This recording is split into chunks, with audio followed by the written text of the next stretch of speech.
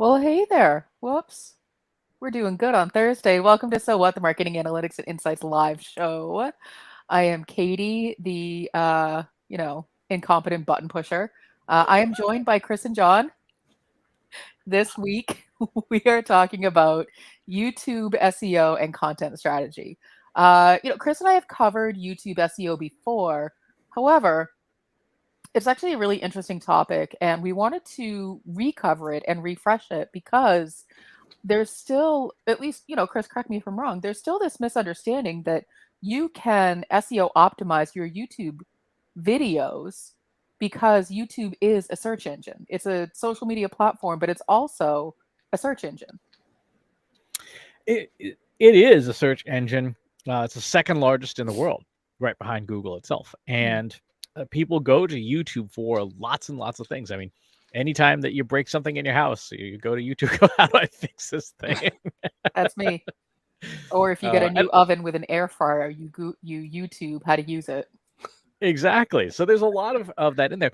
Now, we covered the basics about a year ago, and the basics haven't changed, right? Uploading, basically, if Google gives you a feature, you should probably use it. When you're loading up a video. Like recently, they added if you flag your video as an educational video, it'll ask you what's the topic of the video, is it associated with a university course, things like that. So the basics are pretty much still the same.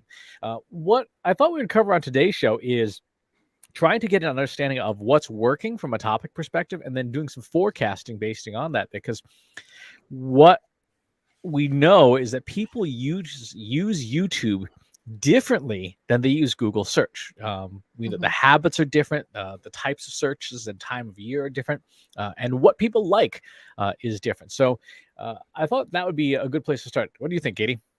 No, I think it makes sense because, and maybe you'll get to this, but one of the things that we know is that if you're using Google Trends, for example, to try to figure out what people are searching for, Google gives you the option of looking at the Google search versus YouTube search because they know that it's two different systems and they know that the behavior is different. So therefore, you should treat them as differently as well.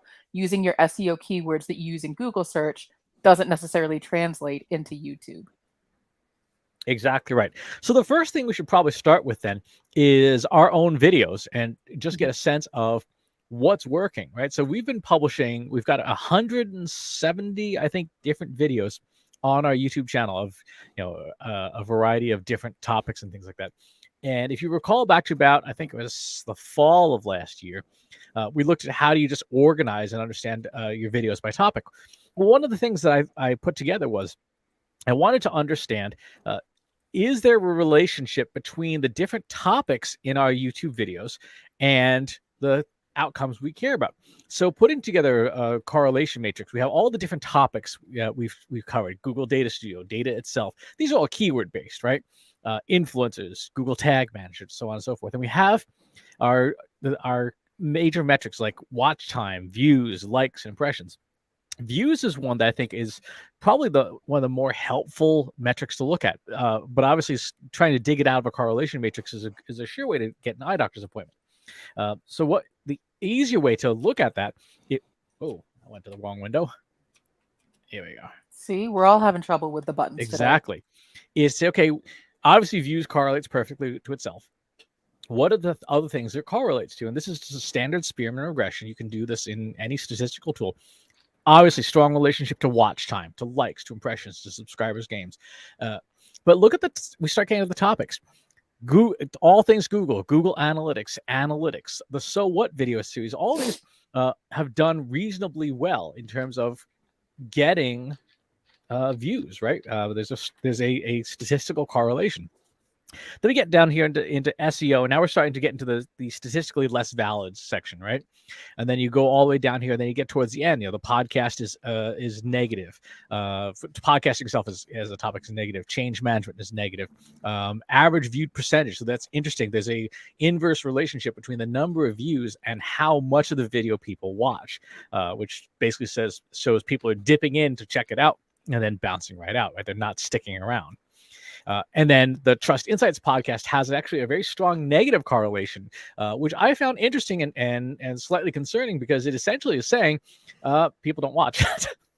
Well, it's a podcast, and so we record it so that we can put it up on YouTube, but as a podcast, if people weren't downloading it and listening to it as an audio file, then I would be concerned. I think YouTube is a nice to have for our podcast, but for the most part, I don't sit and watch people record a podcast personally.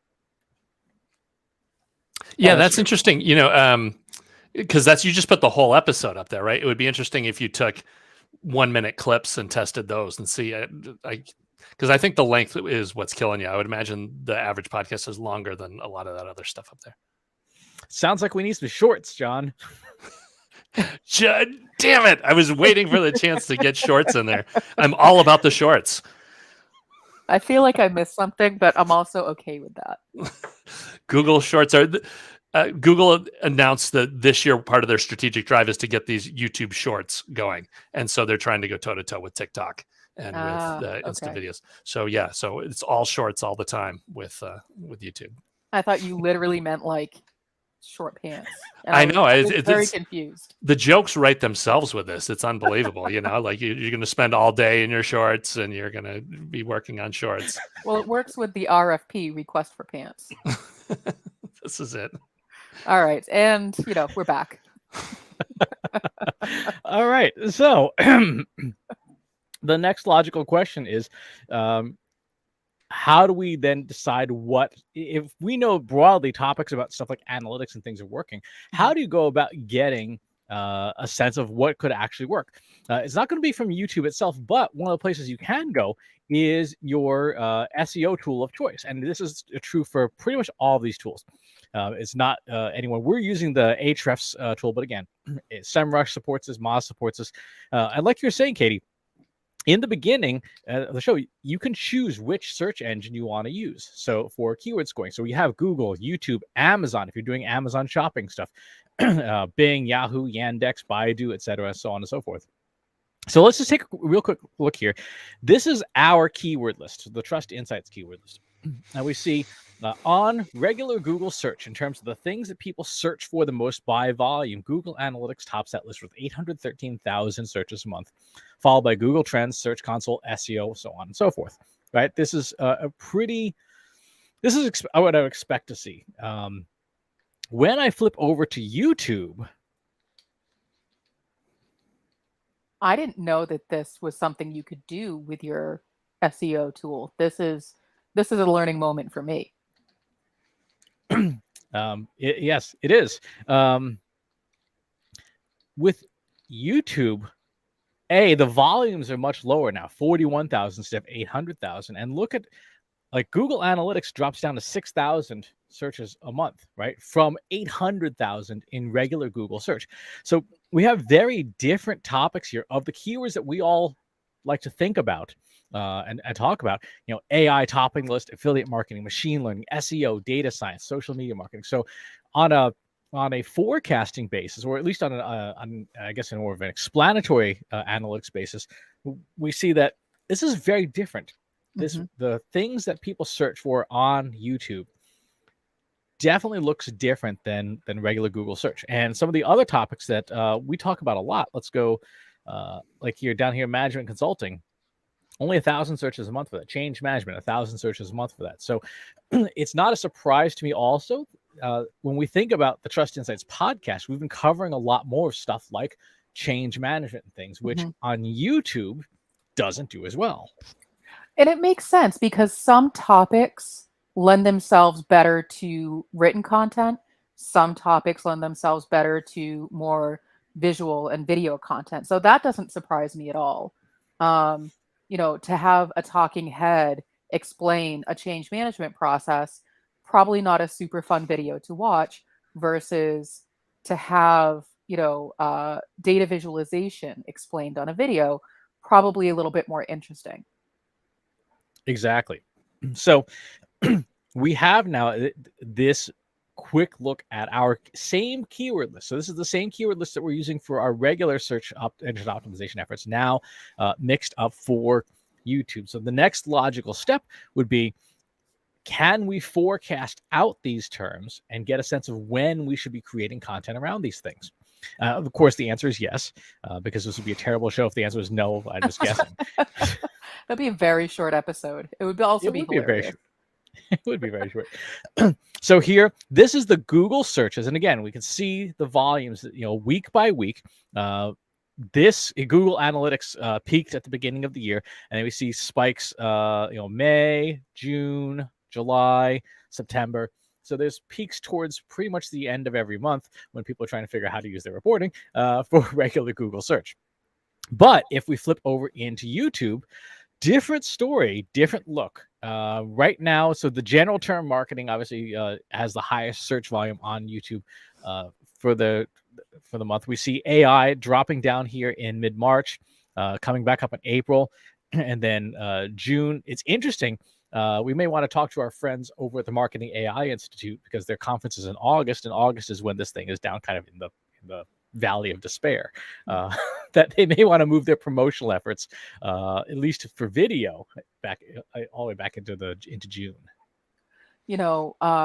Because we had done an exercise like this last fall, when I'm planning out our editorial calendar, depending on the kind of content that we're creating, I use a different predictive calendar. So I have the YouTube predictive calendar, which I use to plan out the episodes for the live stream, versus the regular Google search calendar that I use to plan out podcast episodes, blog posts, those kinds of things, for this exact reason. If I was just using the Google search calendar to plan out all of our content, I'd be missing a lot of things. Exactly. So in terms of like what we should be doing, we have SEO. SEO is actually an interesting one. For YouTube, it has a very strong seasonality, right sort of in the middle of the year is where you see a nice big bump for that term specifically. So it's something to keep in mind. We have affiliate marketing, which always seems to be showing up from time to time. Machine learning. So let's go into machine learning here. Again, it's interesting that all the AI and machine learning stuff has this sort of mid-year peak and then just goes away. So to the extent that we should be starting to think about shows on YouTube in May-ish to try and catch that wave, we definitely should be. Let's see other things that some stuff I would have expected to do better. Stuff like social media, for example, kind of just meh. Well, I mean, what's missing from this keyword list is any sort of context around the kind of thing people are searching for. Like, how do I put together a social media calendar versus just social media, which is, you could talk about 1,000 different things about social media. So that's sort of what's missing here is, do I want to watch a demo of yet another social media platform, or am I looking for a specific thing? Exactly. And so that brings us to your general content strategy around YouTube. So one of the things that YouTube itself recommends is sort of this hero hub help model. So you create a lot of help content, and help content is content that you are making that just answers generally, how do I do these things.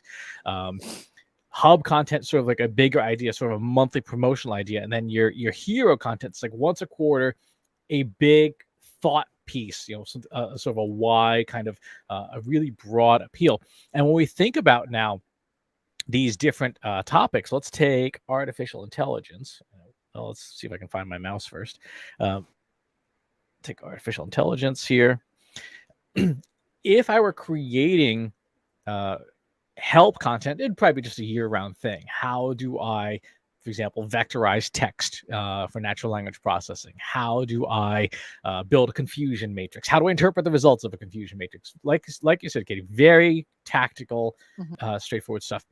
The hub stuff, I would think we'd be trying to aim for, some of these minor peaks, something from when you see a little bit more strength from search, to say, okay, we're going to spend some money. we're going to spend, some ad dollars, maybe engage our design team to make something that doesn't look like I put it together in the middle of the night while, just half asleep. And then the big peaks are the ones when your hero content should go out. So I would say if we were going to do like a piece on hero content, we would do launch it mid-May for something on AI, because that's when we know, for YouTube at least, that's when people are going to really be paying attention to this topic.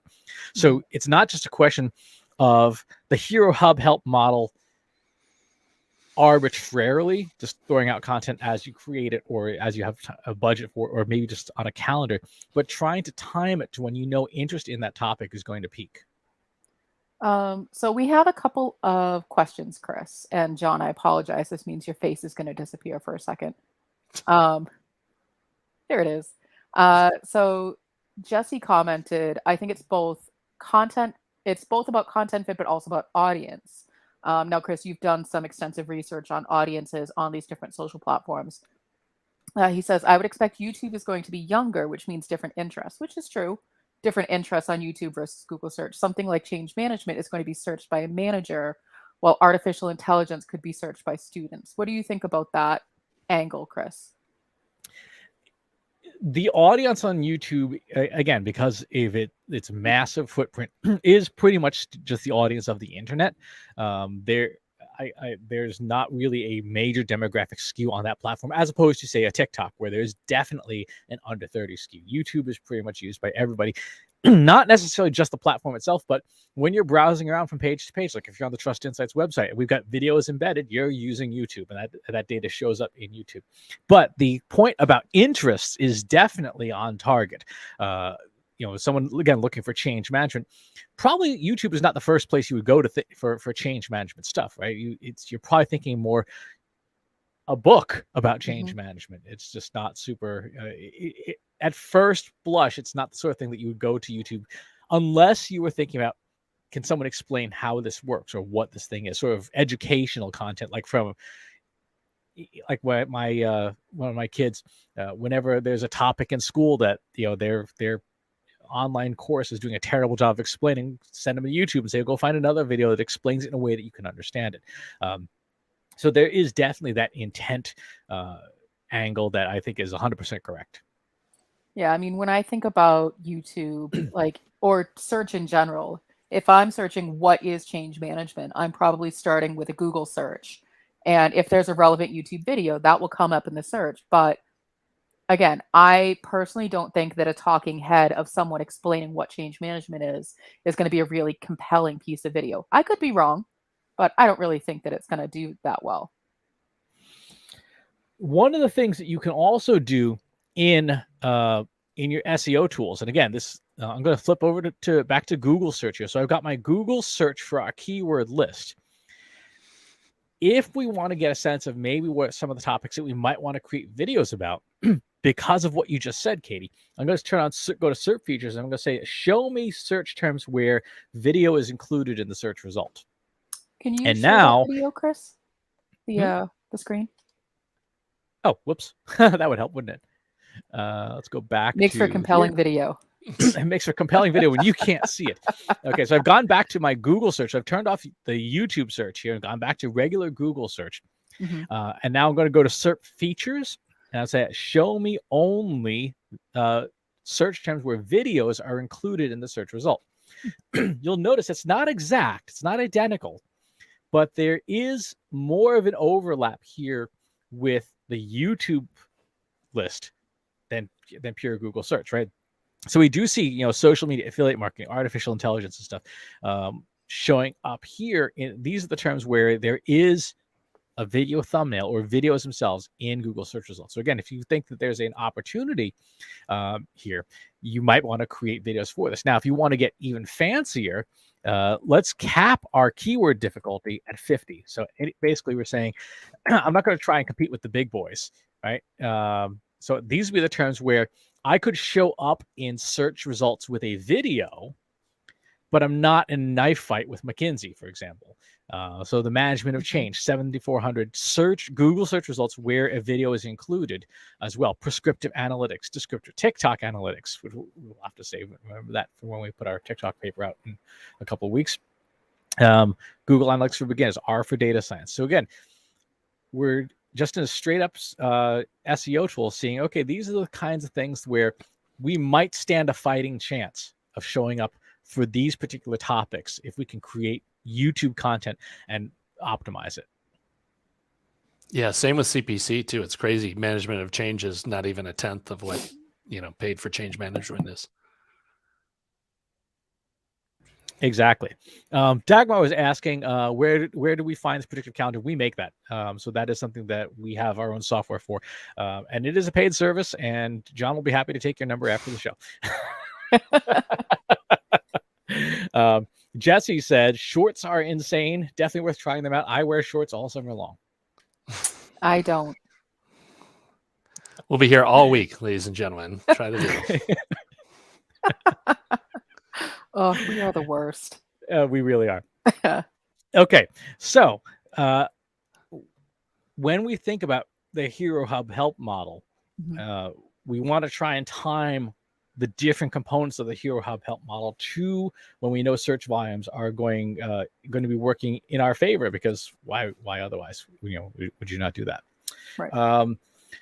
The other thing that is really important with YouTube, and it's not a search thing, but it is an effectiveness thing, is to the extent possible doing collaborations. YouTube is a platform that really does a great job in encouraging collaboration and helping you work with other groups to sort of share audiences.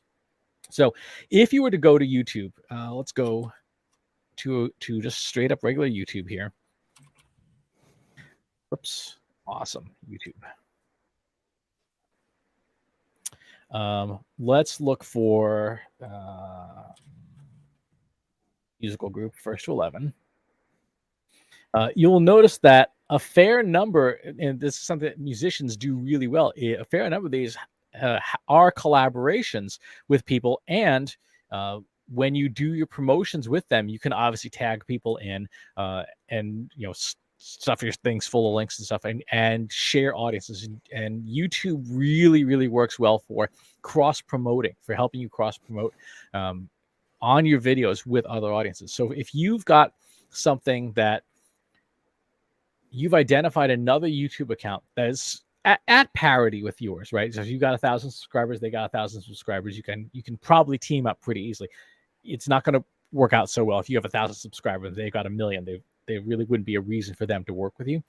But when it comes to collaboration, this is a way to build and grow your YouTube audience to get links to your YouTube account. So you can see here, this Brooke Surgener is linked up within this video. So remember that YouTube is run by Google. Google's a search engine, and it's predicated on the network graph. So if you can essentially get inbound links to your YouTube channel from other videos, it will benefit your channel. So all the same pillars of SEO that we talk about with Google search apply then to YouTube search. Many of them do. YouTube apparently, at least from what I can tell, has not yet inherited the BERT language model. For more in-depth queries. That seems to be a Google search. YouTube's search engine still appears to be very token heavy, meaning individual words and sort of biograms. The last fully revealing paper we have about YouTube's algorithm is still from 2016, and it's individual words and stuff that are factored into how it serves up requests. And when you say words like that too, so that's then based on title field and meta descriptions, right? It's not on automated transcriptions or anything like that. It is. So it does include the closed captions. It's one of the reasons why in our basics of YouTube video from a little while ago, we said every video that you load up, if there are terms and jargon that you use in your industry, you should be loading your own closed captions.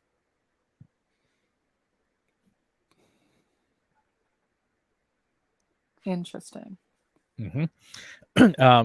One of the things that I've noticed and has actually gotten really good if you are in the video production space is Adobe Premiere now has built-in transcription, so that as you're editing your videos, it can create the transcript for you, publish the closed captions file, and you can also burn the captions into the video itself if you want to have captions. So like when we produce our shorts for TikTok and Instagram, I am burning those captions now straight into the video, and it's built right into the tool.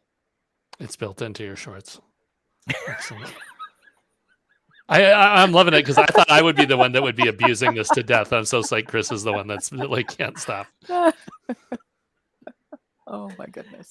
Yes. Well, I feel like a lot of times I see a lot of videos, uploaded to YouTube from other B2B companies, and the lack of any kind of transcription or just general description of the video seems to be a missed opportunity, because that is a big part of how people are finding your videos, not just the title of the video. Exactly. The other thing is that YouTube's recommendation engine is really fast. It changes very, very quickly. So if you watch just 2 or 3 videos from a creator for a little while, you see a lot of video from that creator. You see it, and it gets shown pretty prominently. And so one of the things that I've been trying out recently, and I've seen some really good success with, is, and this is actually a recommendation from folks who subscribe to my newsletter, is turning my newsletter into a video. Let's go ahead back here, older entries. Wow, I make a lot of stuff. Oh, let's see. Most timely.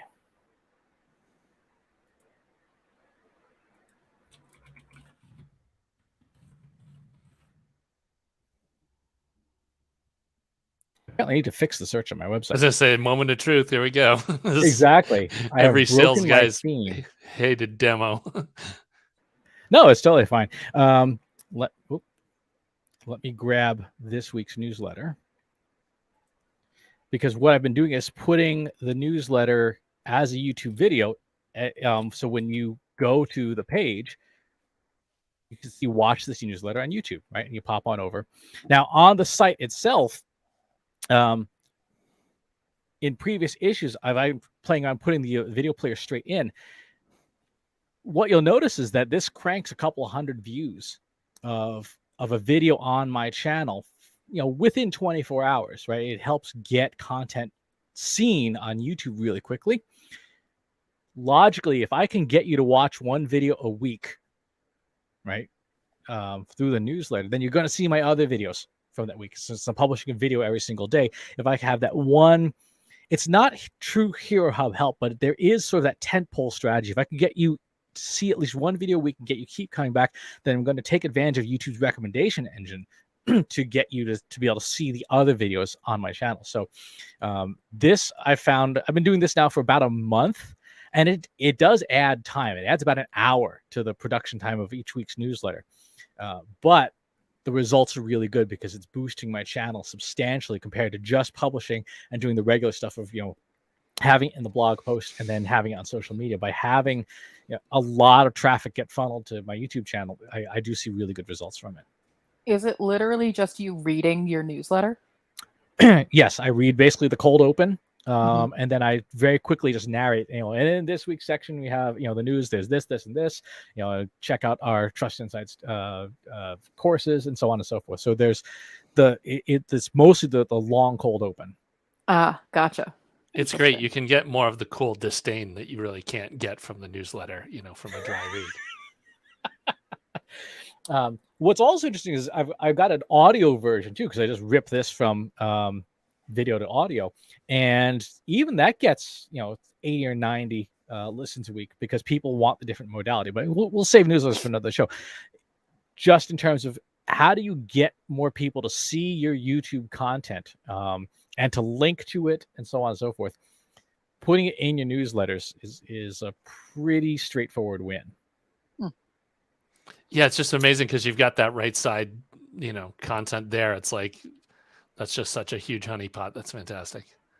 It is. So we're on the Trust Insights YouTube account, right? So This is literally, I typically don't visit my own stuff from my company profile. So just in getting this here, we've got a bunch of other stuff on my channel, and the show that we're literally recording right now. So again, if you can get people in, they're going to see your other stuff relatively quickly. Dagmar says most B2B companies aren't mature and leveraging YouTube. They use a video storage location to embed in their websites, so transcriptions are afterthought or omitted. They are. The other thing that I think is unfortunate is that when you load YouTube video to YouTube and you don't provide closed captions, YouTube tries to do it itself. And that never really goes well.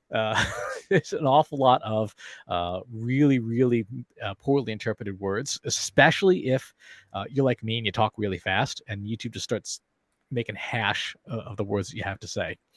And Jesse says, recent 739 to embed YouTube videos in your blogs and product pages. Absolutely right. As long as the videos don't suck. Well, yeah, but that's subjective. It is. So that's sort of the content strategy side of YouTube, right? Take your predictive analytics for your content, make sure it's YouTube specific, apply your forecast to the Hero Hub help model, look for collaborators to generate those links from other channels to your channel, and then leverage the heck out of your website content, your email content, and so on and so forth to get people to your YouTube channel and get them watching your videos. That's the key, is you got to get people to watch the videos. 30 seconds is all you need, because that's what YouTube counts as a view. And once you've got a view on the clock for somebody, the algorithm is going to temporarily work in your favor. Well, and we talk a lot about the transmedia framework, where you record a video and then you can start to pull apart the pieces. So you can create your shorts, you can create your audio files, you have your snippets. So are shorts what snippets are basically? Like, is it the sort of the same? It's like a 30-second teaser. Yeah, 30 to 60 seconds. Oh, yeah. Okay. You didn't need a whole announcement about that, Google. That already exists. But basically, so create the video and then repurpose it for a bunch of other things. The other thing, so Chris, you were talking about the Hero Hub help and how your help content should be the most kind of content you're producing. I like to use websites such as Answer the Public that will give you all of those what, where, how, why, when questions that people are asking about that topic.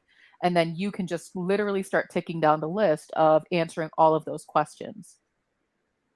Exactly. And the other thing that is a slam dunk and very straightforward to do is ask your community, right? Mm-hmm. Well, we go to our Slack group and we ask them questions all the time. Like, hey, somebody tell us, how would you think about this thing, or what questions you have about this thing? And then you're getting authentic, natural language from other human beings that you can use as a basis for content. Mm-hmm. John, final thoughts? Check out my shorts. That's all I can say. That statement is not endorsed by Trust Insights. The jokes just write themselves. I think we're done for this week. I think so.